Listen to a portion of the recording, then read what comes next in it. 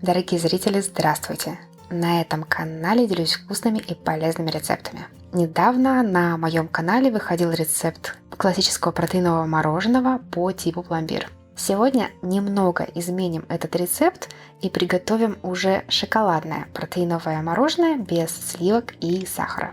В этом мороженом также будет много белка и очень мало калорий и углеводов. А еще дополнительно покажу, как просто на основе этого же рецепта можно сделать эскимо на палочке. Давайте начнем. Для приготовления нам понадобятся куриные белки. В целях безопасности я никогда не использую сырые белки, поэтому беру пастеризованные либо сухие под названием альбумин. Альбумин заранее, следуя инструкции производителя, развела теплой водой, немного перемешала и оставила на 20-40 минут. Когда альбумин готов и дошел примерно до вот такой степени растворения, можно взбивать белки. Для легкости взбивания добавим щепоточку соли, высыпаем подсластитель по вкусу. На финальной стадии приготовления можно будет досыпать еще. Информацию по своему подсластителю укажу в описании под роликом. Начинаем взбивать на средней скорости, постепенно увеличивая обороты. Взбиваем до появления вот таких устойчивых пиков.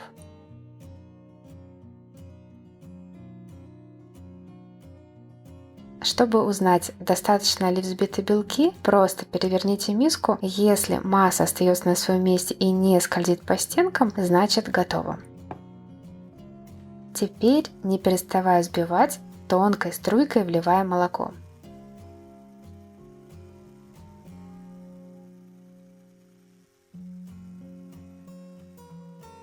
Потом протеин или сухое молоко.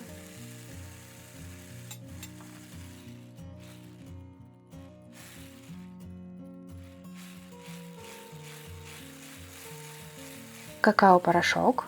У меня алкализованное какао. В отличие от простого, у него более насыщенный вкус, цвет и аромат, и его требуется в 2-3 раза меньше. А еще оно хорошо растворяется. Когда я использовала дешевый какао-порошок, он очень плохо растворялся.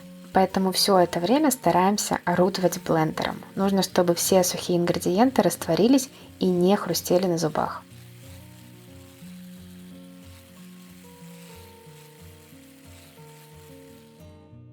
Добавляем мягкий творог. Я его заранее пробила погруженным блендером, чтобы текстура была максимально однородной и нигде потом вдруг не оказалось сгустков творога.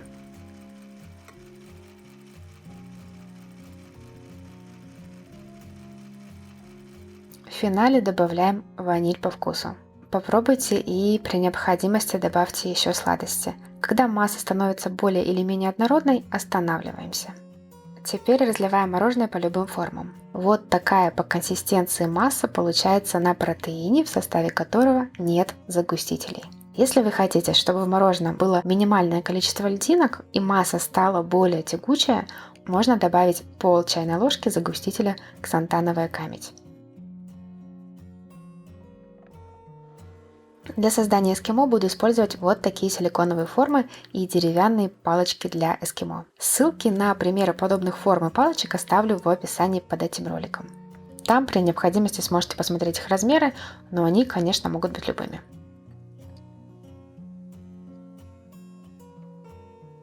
Запечатываем формы крышкой либо пищевой пленкой и отправляем в морозильную камеру до полного застывания.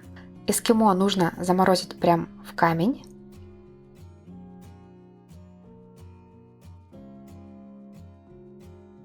Мороженое, которое не планируем покрывать глазурью, лучше заморозить более умеренно, примерно до вот такого состояния. Для покрытия мороженого шоколадной глазурью нужно растопить шоколад. Сразу же подготовьте себе место, куда будете складывать покрытый шоколадом эскимо. Я использую тефлоновый или силиконовый коврик, от их поверхности легче всего при необходимости открепить застывшее изделие. Теперь приступаем к растапливанию шоколада. У меня сегодня низкоуглеводный шоколад без сахара. Примеры такого шоколада оставлю в описании к этому ролику. Для того, чтобы шоколад получился более текучим, а покрытие более тонким, добавлю к шоколаду какао-масло. Оно у меня вот в таких каплях.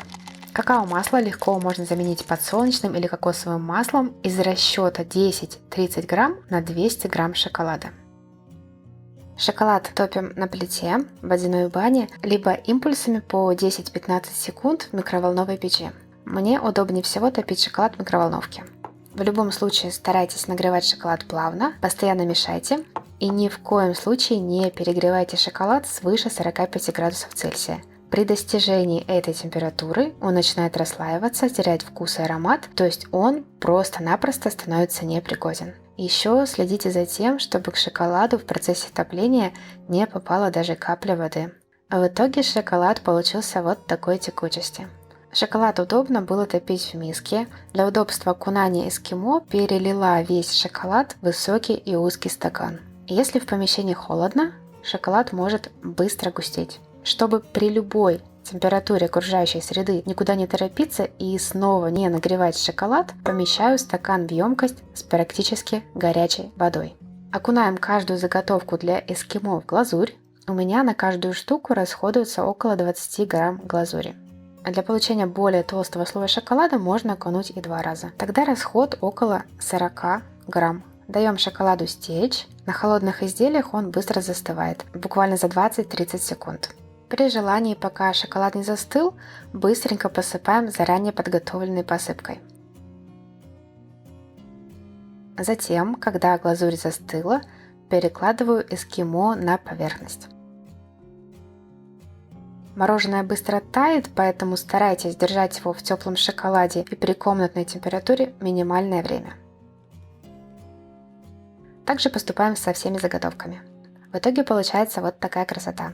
При желании можно переложить остатки шоколада в кондитерский мешок и нанести какие-нибудь шоколадные украшения.